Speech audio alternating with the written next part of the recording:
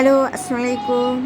আমি চলে গেলাম ভিডিওতে। দুধ, তারপরে গোলমরিচের গুঁড়া, তারপরে ভিনেগার নিয়েছি।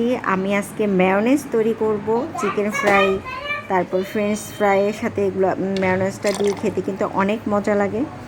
আর আমি এগুলো সব কিছু দিয়ে দিলাম, সস দিয়ে দিয়েছি। আমি এলিজাস ব্লগ থেকে চলে আসলাম নতুন আরেকটা ব্লগ নিয়ে আপনাদের মাঝে।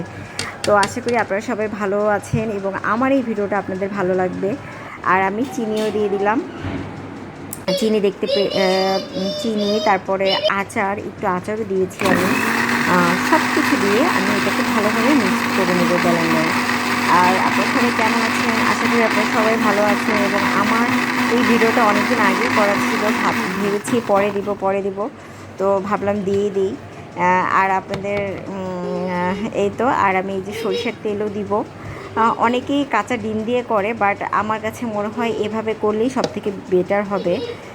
কাঁচা ডিমটা করো না, মানে কাঁচা ডিমটা আসলে কেমন হয়, এটা এভাবে করে দেখবেন, খেতে কিন্তু দারুণ হবে।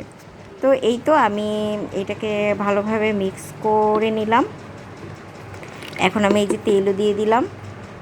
এখন আমি আস্তে আস্তে করে তেল দিব আর আস্তে আস্তে করে ব্লেন্ড করব, ঠিক আছে? একবারে কিন্তু তেল দেওয়া হয়নি। তো এভাবে ব্লেন্ড করে নিলাম। আর আমার মেয়োনিজ কিন্তু তৈরি হয়ে গেছে। মাশাল্লাহ, অনেক সুন্দর হয়েছে এবং খেতেও কিন্তু দারুণ হয়েছিল। মানে কি বলবো, অসাধারণ হয়েছিল। আমি ভাবতেই পারিনি যে আমি এত সুন্দর করে তৈরি করতে পারবো। তো আপনারাও বাসায় তৈরি করে খাবেন এবং কেমন হয়েছে অবশ্যই আমাকে জানাবেন।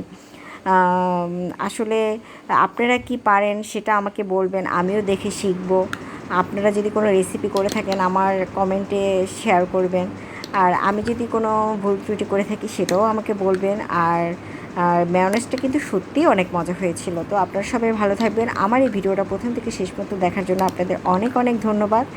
এবং আশা করি আমার এই চ্যানেলটা, আমার এই ভিডিওগুলো যদি আপনার ভালো লেগে থাকে, আমার নতুন নতুন আরও ভিডিও পাওয়ার জন্য আমার এই চ্যানেলটাকে সাবস্ক্রাইব করে আমার পাশে থাকবেন। আপনারা সবাই ভালো থাকবেন। আল্লাহ হাফেজ।